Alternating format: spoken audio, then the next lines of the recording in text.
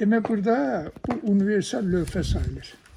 Burada 4 şagirdi eyni vaxtda bilgin yoxlamaq olur.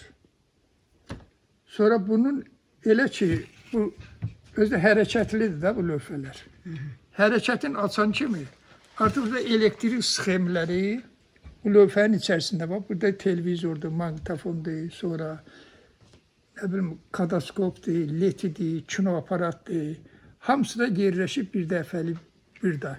Sonra bunun aşağı hissəsinə 6 dənə də belə yer var. Dərs ləvazimatın, dərslikləri, paylanma materiallarını saxlamağa. Yəni bir kəpisi bu dövlətdən yox, öz şagirdlərimizin qüvvəsi ilə bu düzəltmişik. Bunun üstünlüyü nədir? Üstünlüyü ki, indi kino verilməyi bilirsiniz. Kino teatrda qaranlıqlaşmış otaqda olur. Mən əksinə axı uşağın gözünə ziyandır, o 15 dəqiqə kadr görkəzirsən, gərək söndürüb izah eləyəsən. Uşağın gözü 15 dəqiqə qaranlıq mühitə düşür. 5 dəqiqə danışırsansa işıq mühitə sağlamlığına ziyandır. Ona görə mən işıqları cür eləyirdim, kinoya da baxırdı uşaqlar bu lövhənin hesabına. Ondan sonra bu lövhənin tarixi lap uzundur. Nəriman müəllim ayağının üstündə Sumqayıtdan Tirmoy güzgünü alıb gətirib.